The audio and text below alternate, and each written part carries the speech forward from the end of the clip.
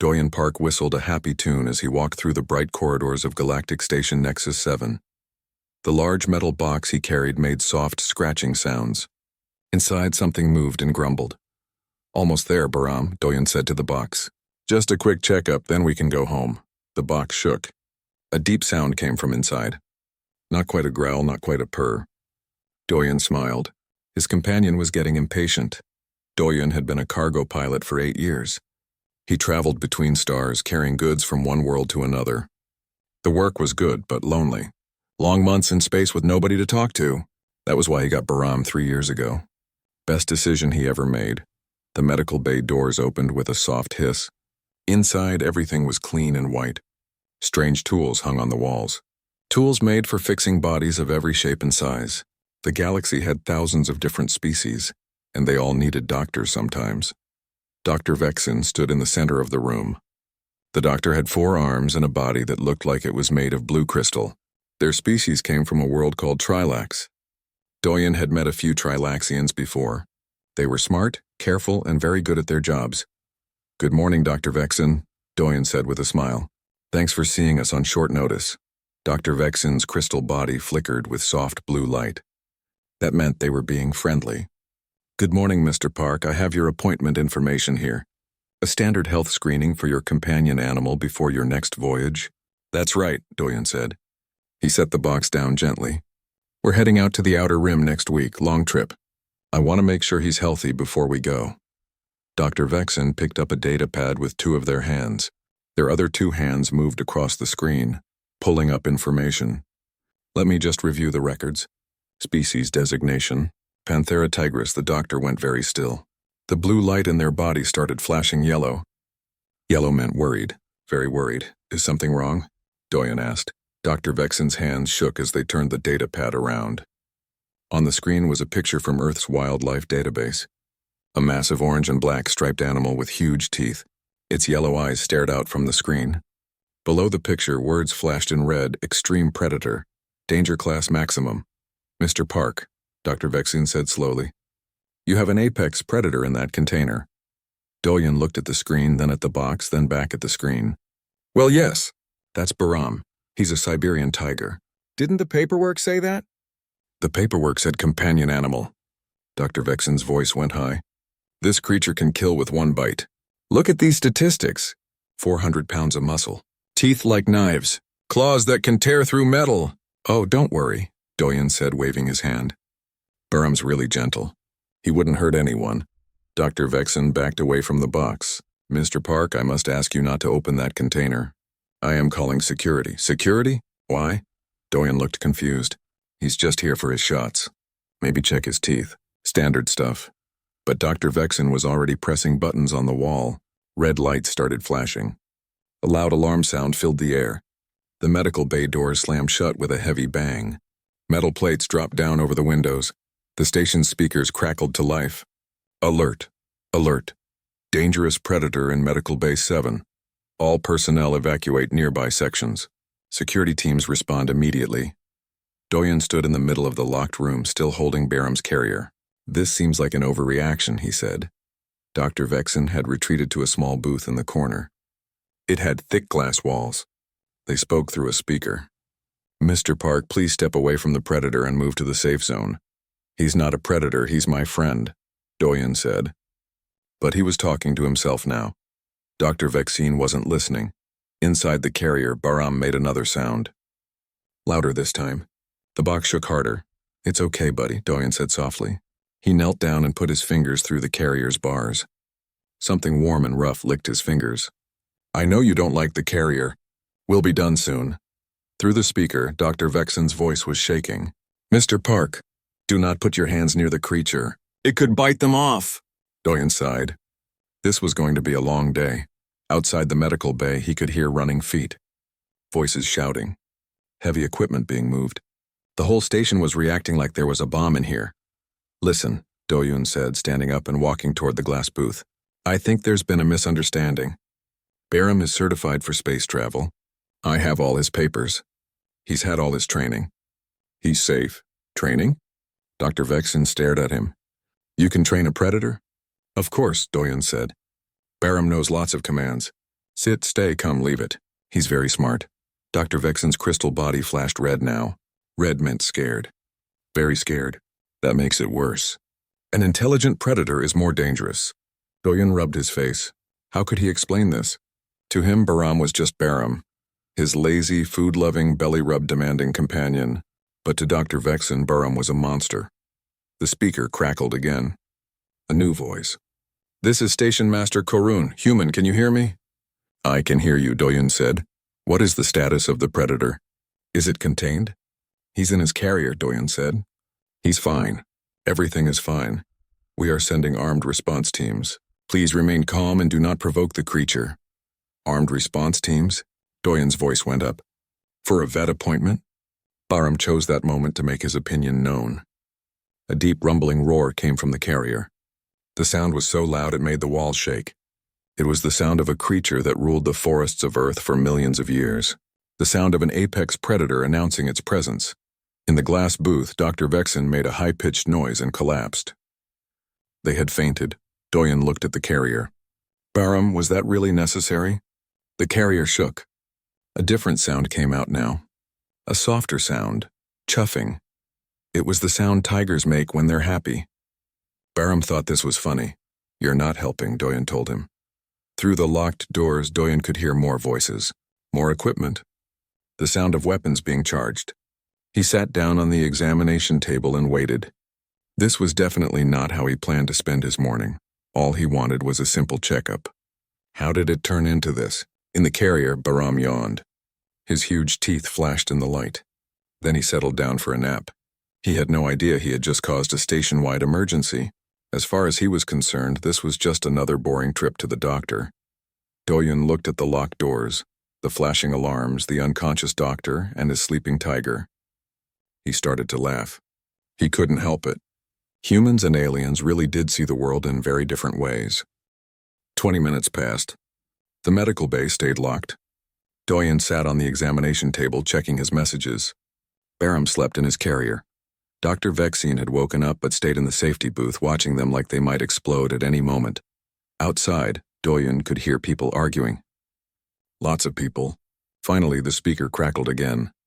Doyen, it's Captain Kang. Can we talk? Doyen smiled. He knew that voice. Captain Minho Kang was the station's head of security. More importantly, he was human. Hey, Captain. Good to hear a familiar voice. I hear you brought Baram for a checkup. I tried to, Doyen said. It's not going well. Captain Kang sighed through the speaker. Listen, I need you to understand something. Most species in the galaxy never evolved with big predators. They don't have animals like tigers on their worlds. To them, Baram is like a nightmare made real. But he's harmless, Doyen said. I know that. You know that. But they don't know that. They see teeth and claws and instinct tells them to run. It's not their fault. It's just how they're built. Doyen thought about that. He looked at Baram's carrier. Inside, his friend was curled up, probably dreaming about dinner. To Doyen, he was just a big cat. But to aliens who came from worlds without predators, he was death on 4 legs, so what do we do? Doyen asked. Station Master Korun wants proof that Baram is safe. Can you show them that you have control? Sure, Doyen said. Want me to run through some commands? That would help. I'm turning on the observation cameras now. Everyone in the station command center can see you. Doyen stood up and walked to the carrier. Okay, Baram, time to wake up. We need to show off a little. He unlocked the carrier door and opened it wide.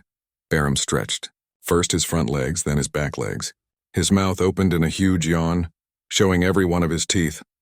In the safety booth, Dr. Vexen made a small squeaking sound. The tiger stepped out of the carrier. He was massive. 400 pounds of orange and black striped muscle. His paws were the size of dinner plates. His tail swished back and forth. Baram looked around the medical bay. New place. Interesting smells. He started to walk toward the examination table, but Doyen spoke. Baram, sit. The tiger sat. His tail kept swishing, but he stayed in place. Good boy. Now stay. Doyen walked to the other side of the room. Baram watched him but didn't move. His yellow eyes tracked every step, but his body remained still. Okay, come. Baram trotted over. When he reached Doyen, he sat again without being told, waiting for the next command. Paw, Doyen said, holding out his hand. Baram lifted one huge paw and placed it gently in Doyen's palm. Those same claws that could tear through metal rested softly on human skin. Not a scratch. Perfect control. Other paw. Barum switched paws. Down. Barum lay down on his side. Roll over. The massive tiger rolled onto his back, exposing his belly. This was the most vulnerable position for any animal, but Barum trusted Doyen completely. Doyen knelt down and rubbed Barum's belly. The tiger's back leg kicked happily. A deep rumbling sound filled the room. Purring. Barum was purring so loud the floor vibrated. Through the speaker, Captain Kang's voice returned. "Station Master, are you seeing this?" A new voice answered. It sounded like bubbles popping. Station Master Korin was a heptoid, an aquatic species. "I am seeing it. I do not understand it, but I am seeing it." "The human has complete behavioral control," Captain Kang explained. "This is normal for Earth animals. Humans have been doing this for thousands of years." Another voice joined the conversation. Female. Also human. "This is Dr. Haijin Choi from the Xenobiology Department. May I add some context?" "Please do," Station Master Korin said. "I am very confused. Most of you come from worlds where big predators never existed or were killed off very early," Hyejin explained. "Earth was different. Humans evolved on a world full of dangerous animals. We had to adapt. We became smart, we learned to use tools, and we learned to make alliances." "Alliances with predators?" Station Master Korin sounded shocked. "Yes. Humans domesticated wolves tens of thousands of years ago. Those wolves became dogs. We did the same thing with wildcats, which became house cats. We learned that working together was better than fighting. The predators got easy food and protection. We got hunting partners and companions." In the medical bay, Doyen kept rubbing Baram's belly. The tiger looked completely relaxed. His eyes were half closed in happiness. "But tigers are not domesticated," another alien voice said. This one was deeper, rougher. "Tigers are wild apex predators." "That's true," Hyejin agreed. "Tigers aren't fully domesticated like dogs or cats, but they can be trained and socialized if raised properly." Barum was born in captivity. He's been with Doyen since he was a cub. He's neutered, which makes him less aggressive. And he's had extensive behavioral training. He's probably safer than many wild animals that are considered domesticated. "I still do not understand," Station Master Korin said. "Why would anyone want to live with such a creature? What purpose does it serve?" Doyen stood up. Barum rolled back onto his feet and shook himself. "Can I answer that?" "Please," Station Master Korin said. Doyen scratched behind Barum's ears. The tiger leaned into his hand. "Space is lonely. Really lonely.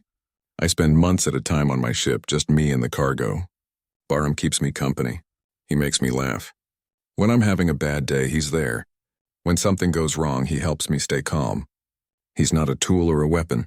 He's my friend." There was silence on the other end of the speaker. Finally, the deep, rough voice spoke again. "I am Threx, security officer. My species are Korthan. We are warriors. We understand strength. I see what the human is doing. He has not tamed the predator. He has befriended it.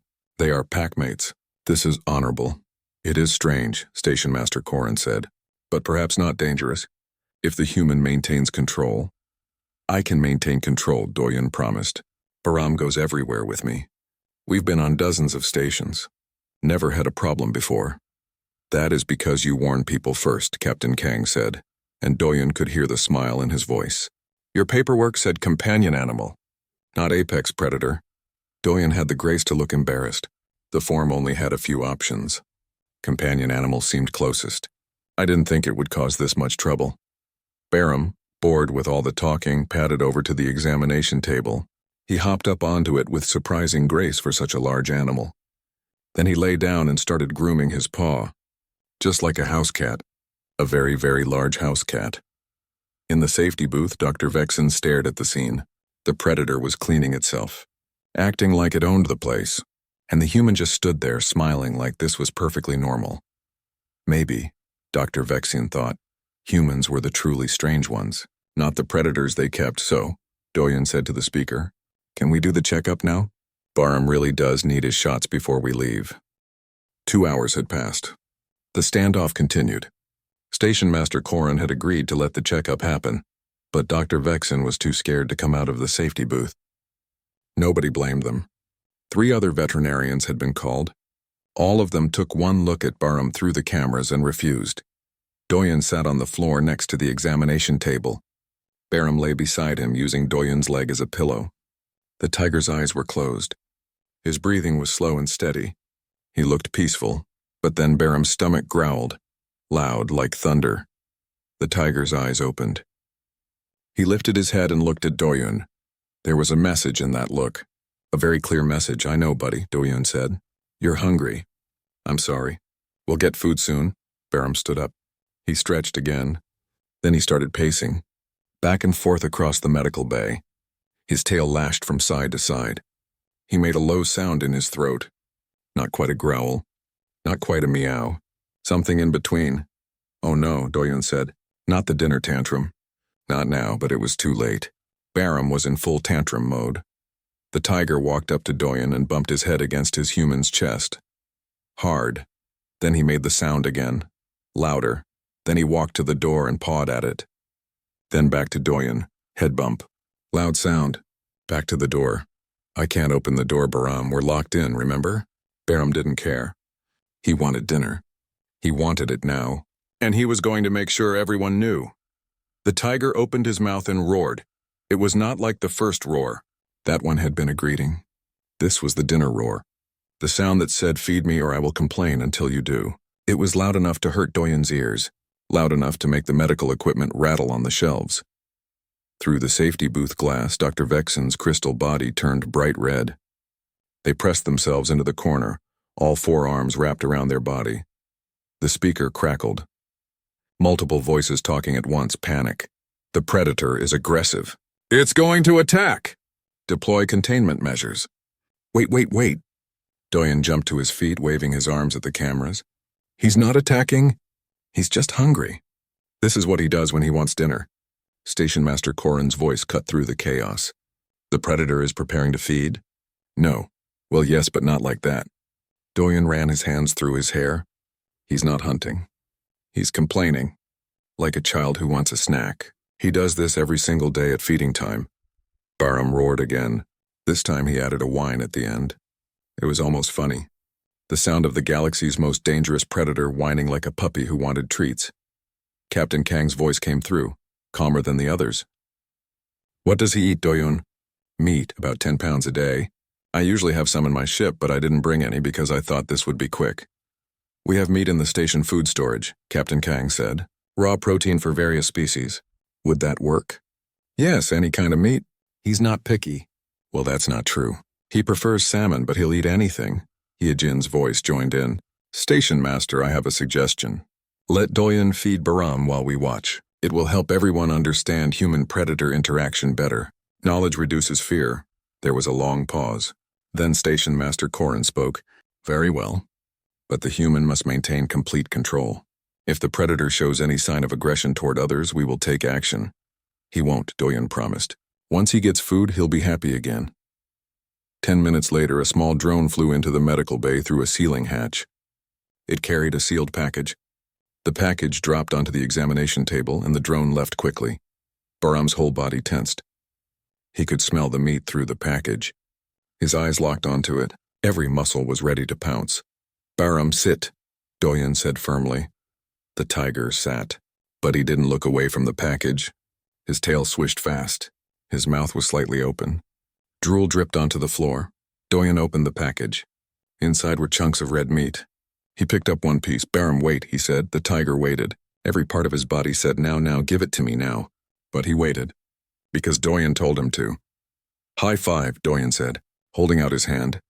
Bahram lifted one paw and touched Doyen's palm. Gentle. Controlled. Even though all he wanted was the food. "Good boy.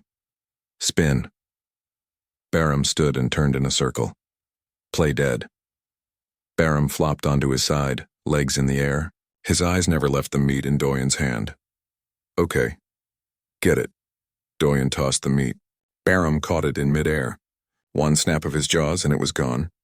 He swallowed and immediately sat again, waiting for more. They went through the whole package this way. Doyen gave a command. Bahram obeyed. Then he got a piece of meat. The tiger performed every trick perfectly. Sit, stay, shake, roll over, speak.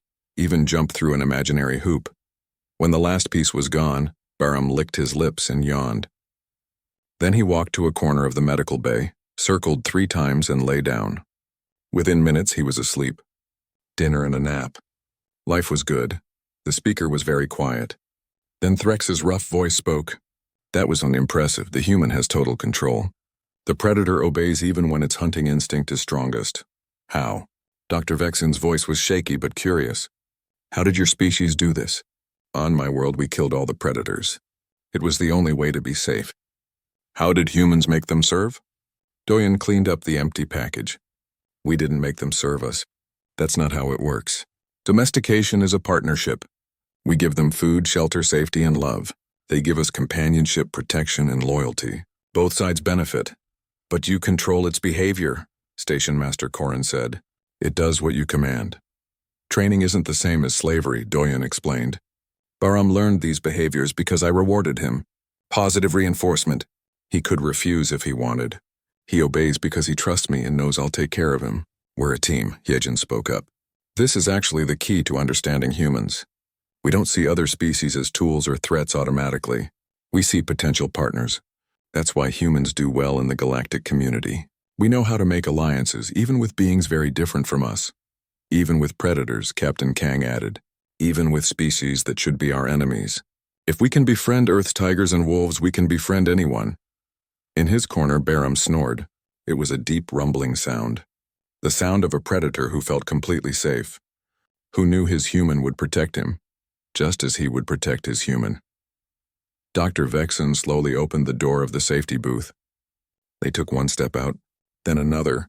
Their crystal body was still flickering yellow with fear, but also purple now. Purple meant curiosity. Is he really safe now? Dr. Vexen asked. Doyen smiled. He was always safe.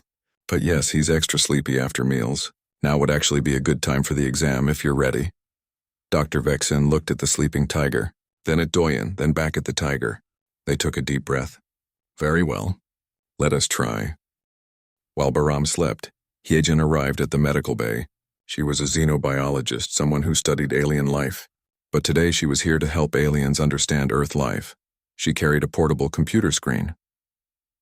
Dr. Vexen watched from near the safety booth, still not quite brave enough to get close to the sleeping tiger. I thought it might help to see the bigger picture, Hyejin said. She set up the screen where everyone could see it, both in the room and through the cameras. Let me show you Earth's predator catalog. She brought up images. First a tiger like Bahram, then other big cats, lions, leopards, jaguars, cheetahs. These are all feline predators, Hyejin explained.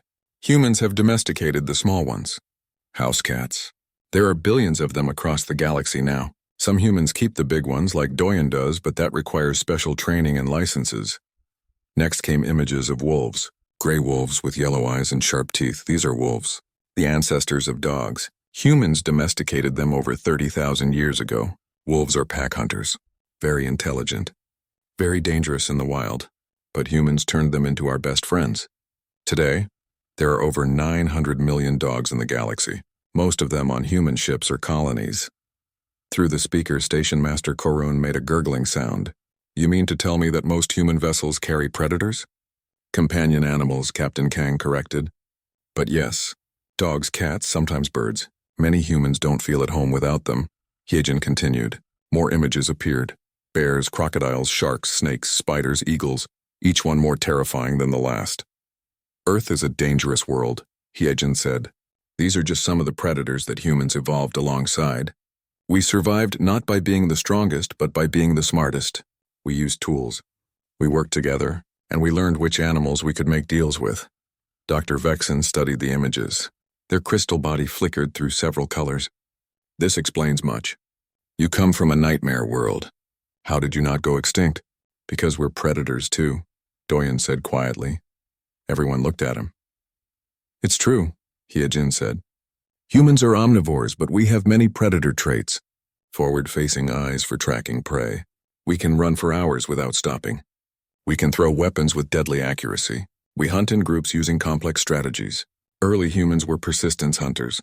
We would chase prey until it collapsed from exhaustion. She pulled up an image of a human skeleton next to a tiger skeleton. Look at the teeth. Humans have canines, pointed teeth for tearing meat. Look at the hands. Humans can grip and manipulate objects, throw spears, set traps. We're not as physically powerful as tigers, but we're just as much predators. We just use different methods. Threx's voice came through the speaker. The Korthan warrior sounded pleased. I said this before. Humans are hunters. That is why the predator respects the human. They speak the same language. The language of the hunt. Not exactly, Hyejin said. It's more complicated than that. Yes, humans are predators, but we're also highly social. We form bonds. We care for others. We can feel empathy even for creatures different from us. That's what makes us unique. We're predators who can love. Dr. Vexen looked at Barum. The tiger was still sleeping, his sides rising and falling with each breath. And the predators? Do they love back? Doyen walked over to Barum. He sat down and gently stroked the tiger's head. Barum's ear twitched, but he didn't wake up. Yes, they do. Not the way humans love, maybe, but in their own way. Barum trusts me with his life. He's happy when I come home. He gets sad when I leave. He protects me. That's love, isn't it? Hyejin brought up more data. Statistics this time. Here's something important. Humans have been traveling in space for 80 years. In that time, how many incidents have there been of registered companion animals harming station populations? She paused. 0, not a single incident. Registered human companion animals have a perfect safety record. Better than many other species, actually. But they look so dangerous, Dr. Vexen said. They are dangerous, Captain Kang said, if treated badly, if threatened, if defending their humans. But so is any creature when pushed. The difference is that humans train their companions, socialize them, take responsibility for them. A well-trained dog is safer than many wild animals considered harmless. Station Master Korin was quiet for a long moment. Then, I'm looking at incident reports now. There have been problems with unregistered animals. Humans smuggling dangerous creatures. But those were illegal operations. The legal companion animals. You are right. No incidents. The smugglers give everyone a bad name, Doyen said with a frown. They don't care about the animals. They just want to sell them. No training, no permits, no safety measures. Those people make it harder for responsible owners like me. Hyejin nodded. This is an important distinction. Humans with registered companions follow strict guidelines. Health checks, behavioral training, insurance, confinement during station visits. The system works. The problem is when people break the rules. So the fear is not based on reality, Dr. Vexen said slowly. It is based on instinct. On what my species would do if we met such a predator in the wild? Yes, Hyejin said. And that's okay. Fear is a survival instinct. It kept your species alive. But now we live in a different world. A galaxy where many species coexist. Understanding is important. Knowledge reduces fear. Threx spoke again. I will say this. My people are warriors. We evolved as predators like humans. When we first met humans, we expected enemies. Instead, we found allies. Humans are strange. They are weak in body but strong in spirit. They make friends where others make war. This is their greatest weapon. Not their predators, their ability to see past differences. Thank you, Threx, Captain Kang said. That's exactly right. Humans aren't special because we're strong. We're special because we can adapt. We can learn. We can change our minds when we get new information. And we can form bonds with almost anyone. Even tigers. Barum chose that moment to wake up. He yawned, showing all his teeth. Then he rolled onto his back and stretched, paws in the air. Dr. Vexen watched this. The deadly predator was now upside down, wiggling like a happy puppy. It was hard to be scared of something doing that. He wants belly rubs, Doyen explained. He always does this after naps. May I ask a personal question? Dr. Vexen said. Sure, Doyen said, rubbing Barum's belly. The tiger's back leg kicked in happiness. Why? Why keep such a creature? You said space is lonely. But there are many species that are not predators. That are safer, easier, cheaper. Why choose this? Doyen thought about it. I grew up on Earth, in Korea near the mountains. When I was a kid, I loved watching documentaries about tigers. They were so beautiful, so powerful, so free. But they were also endangered. Hunted almost to extinction. I always dreamed of helping them somehow. He scratched behind Barum's ears. When I became a pilot, I learned that some people were breeding tigers in captivity, trying to save the species. Barum was born in one of those programs. His mother couldn't care for him, so he needed a human parent. I volunteered. We've been together ever since. So it was about preservation? Conservation? Dr. Vexin asked. At first, maybe, Doyen said. But now? Now he's just Barham, my friend. My family, he makes me laugh. He keeps me company. When I look at him, I remember Earth, I remember home. And I know that no matter what happens out here in the dark, I'm not alone. Barham rolled back onto his feet. He shook himself, then padded over to Dr. Vexin. The doctor froze. The tiger sat down in front of them. He tilted his head. Then slowly he extended one paw. He wants to shake hands, Doyen said softly. He's trying to be friendly. Dr. Vexin stared at the massive paw. Those claws could kill, but they were retracted, gentle, an offering of peace. Slowly trembling, Dr. Vexin reached out with one crystal hand and touched the paw. Barham's tail swished. Then he pulled his paw back and lay down, satisfied. He had made a new friend. The moment Dr. Vexin touched Barham's paw changed everything. It was such a small gesture. Just a brief contact, but it meant the doctor had overcome their deepest fear. I did it, Dr. Vexin whispered. Their crystal body flickered green. Green meant proud. I touched the predator. You did great, Doyen said with a smile. Ready to try the exam now? Dr. Vexin hesitated. Then they straightened their body. Yes, I am a medical professional. I can do this, Hijin stepped forward. I can help. I've worked with Earth animals before. I'll show you what to do. Together they approached Barham. The tiger watched them with calm yellow eyes. He seemed to understand that they were trying to help. First we check his eyes, Hijin said. She pulled out a small light. Barham, look at me. She shined the light in each eye. Barham blinked but sat still. Pupils are responsive. Good. Dr. Vexin, would you like to try? Dr. Vexin took the light with one shaking hand. They approached Barham slowly. The tiger didn't move. The doctor checked his eyes just like Hijin had done. Good, Dr. Vexin said. Very good. What next? Ears, Hijin said. Check for infection or parasites. Dr. Vexin used a scanner. They moved it around Barham's ears. The tiger's ear twitched when the scanner tickled, but he stayed calm. No issues detected, Dr. Vexin reported. Their confidence was growing. Now teeth, Hijin said. This is the hard part. Doyen, can you help? Sure. Doyen knelt beside Barham. Barham, open. The tiger opened his mouth. Those huge fangs gleamed in the light. Each one was as long as a human finger, sharp enough to pierce steel. Dr. Vexin stared into that mouth, at the teeth that could end their life in one bite. Their body flickered yellow again. Fear. You can do this, Hijin said gently. He won't bite. Look at him. He's relaxed. If he wanted to hurt us, he would have by now. Dr. Vexin took a deep breath. They extended their scanner into Barham's mouth, carefully checking each tooth. The tiger's hot breath washed over their hands, but he didn't move. Teeth are healthy, Dr. Vexin said. No cavities. No infections. Some minor wear, but normal for his age. Doyen scratched Barham's head. Good boy. You can close now. Barham closed his mouth and licked Doyen's hand. Then, to everyone's surprise, he licked Dr. Vexin's hand too. The doctor jumped back. What was that? He's saying thank you, Doyen explained.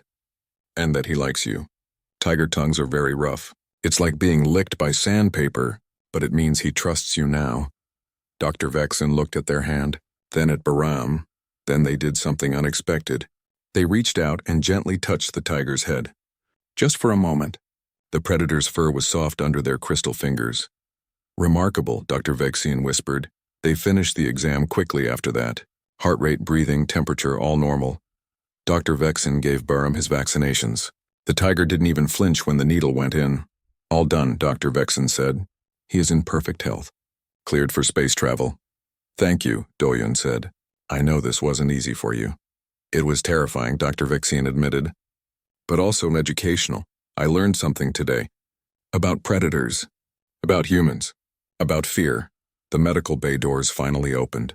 Captain Kang stood outside with Threx and several other security officers. Behind them, a crowd of station residents had gathered. Everyone wanted to see the human and his predator. Doyen guided Barham back into his carrier. The tiger went willingly, circling a few times before settling down. Time to go home, buddy. Station Master Corrin's voice came through the speaker one last time. Mr. Park, I'm updating our station protocols. From now on, Human companion animals will require advance notification but not automatic emergency response. We will create educational materials about Earth fauna.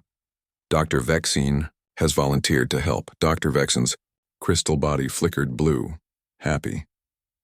I am calling the course Understanding Earth's Predators, Why Humans Are Different. I think it will be very popular. I think so too, Hyejin said with a laugh.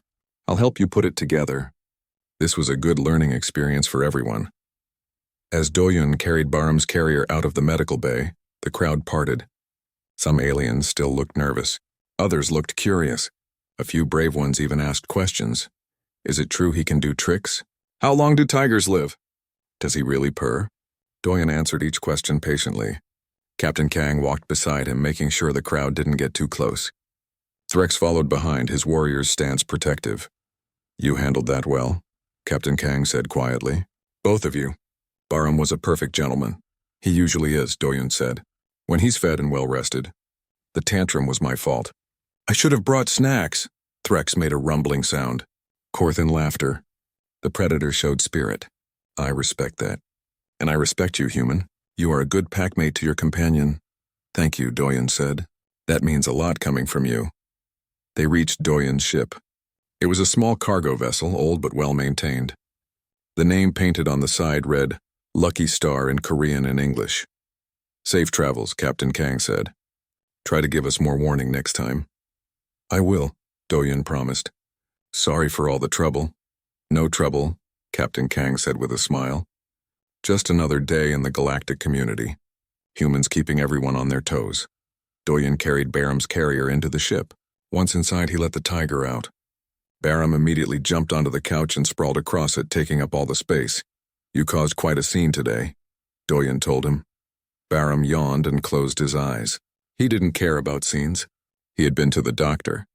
He had been fed. Now it was time for another nap. Doyun sat down at his computer to check his messages. One new message. From Dr. Vexine. It said, Thank you for your patience today. I learned more than I expected. Please find attached the health certificate for Baram. All requirements met. Also, I have a question. Do tigers like treats other than meat? I would like to send something for Baram. For being such a good patient. And for teaching this old doctor that not all predators are monsters. Doyun smiled. He typed back, Baram loves salmon. Any kind, the smellier the better. Thank you for taking care of him, and for being brave. You did great today, he hit send. Then he leaned back and looked at Baram. The tiger was already snoring, his paws twitching as he dreamed. You know what, Baram? Doyun said softly. I think we made some friends today. Real friends. The kind who see past the scary parts to what's underneath. Baram's ear twitched. Even in sleep he was listening. That's what humans do best, Doyun continued. We look at something that seems dangerous or different and we try to understand it. We try to find common ground. We try to make friends. That's how we survived on Earth. That's how we'll survive out here in the stars. He reached over and patted Baram's head. The tiger made a small happy sound but didn't wake up. Outside the ship, the station continued its daily routine. Thousands of beings from hundreds of worlds all living and working together, learning from each other, sometimes scared of each other, but trying to understand. And somewhere in the medical bay, Dr. Vexine was already writing the first lesson for their new course. The title at the top read, Lesson 1, Fear is Natural. Understanding is a choice. A week later, Doyun received another message. A photo this time. It showed a large package of premium salmon treats. The message read, For Baram, he is a good boy. You were right about that. Safe travels, friend, Dr. Vexine. Doyun showed Baram the photo. The tiger's ears perked up. He could somehow tell it was food even through the screen. He meowed. A small sound from such a large creature. Spoiled baby. Doyun said affectionately. That's what you are. A big spoiled baby. Baram bumped his head against Doyun's shoulder. Then he started purring. That deep rumbling sound that meant contentment. That meant home. That meant family. To the aliens, he was an apex predator. A creature of nightmares. A monster from a death world. But to Doyun, he was just Baram. His friend. His companion. His spoiled baby who threw tantrums when dinner was late and loved belly rubs and salmon treats. And maybe that was the most human thing of all. The ability to look at something terrifying and see something worth loving, to turn predators into family, to find friendship in the most unexpected places. That was humanity's gift to the galaxy. Not strength, not weapons, not even intelligence, just the simple, powerful ability to care.